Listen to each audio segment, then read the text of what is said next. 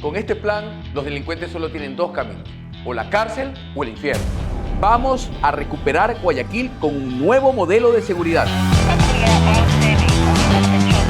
Vamos a dividir a Guayaquil en varios cuadrantes de seguridad para tener cobertura en todo el territorio. Con inteligencia artificial, mapearemos en tiempo real la trayectoria del delincuente para acercarlo y atraparlo. ¡Deténgase!